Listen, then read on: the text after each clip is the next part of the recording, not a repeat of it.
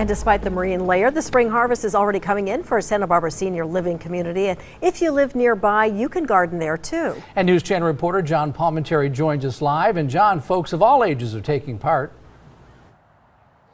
A few months ago, we were here at the Pilgrim Terrace Community Gardens off of Modoc, and this area was in a renovation stage. But now the Terrace Foundation has finished this all up. They're rented and they are producing. A few weeks ago, you have not seen this garden like this. It is lush. It's getting really, really lush. A community garden has sprouted up on the Santa Barbara West Side, on the property of the Pilgrim Terrace Senior Living Community, but it's open to all. Those toiling in the soil in the 50 plots are a very diverse group of gardeners. We have novices and we have master gardeners, and we have different kinds of cultural, and it's great to go around looking at what people have planted because it usually reflects the culture they came from. Oh. Yeah, this is a cucumber. Each gardener has their favorites, and we're told the freshness is unmatched. Zucchini, but I like the golden zucchini, and tomatoes, of course. No Italian goes without tomatoes. I never buy tomatoes in a store. The plots are rented for a year at a time. Many of the gardeners live in areas without a backyard, but they have a passion for gardening and a need for fresh food. This diet, however, involves some socializing and more. Exercise, relax, let the stresses of the day go away. It does mean food, but it means more than that. And that's one of the things that we really enjoy. There you go. Now we just have to wait until they grow up in there. Oh, I'm sure they will.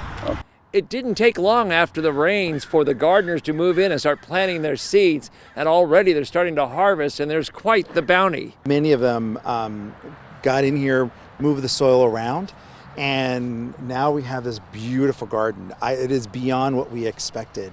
These beets were freshly picked this morning.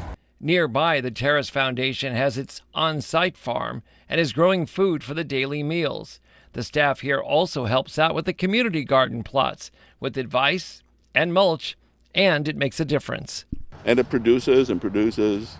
And if you do it right, you should be able to get tomatoes by Christmas. The plots are sold out with a waiting line, and some are being held back for a youth program in the summer. It's part of a daily lifestyle for some of the gardeners, and they both use it for their harvest and share it.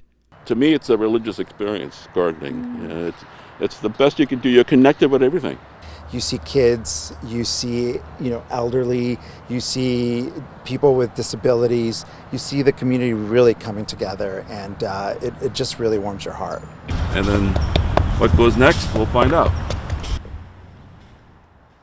In many of the communities along the Central Coast, the Parks Department runs the community gardens. This one's here at the Pilgrim Terrace in their Terrace Foundation. And it's also very important for residents who are food insecure that live in this neighborhood to have fresh, healthy produce. And they're growing it themselves and even teaching their kids. Just in a quick look around here, I see some carrots, tomatoes. Look at the corn coming on. It should be ready by the 4th of July, right? And I see lettuce, basil, chard, kale, and some sweet peas. And I know in the back we also saw some poppies and other flowers. It's really coming alive here. We're off of Modoc Road in Santa Barbara, just up from Mission. This is the Pilgrim Terrace and the Terrace Foundation, and we have all the information how you can get a community plot or get in line on our website.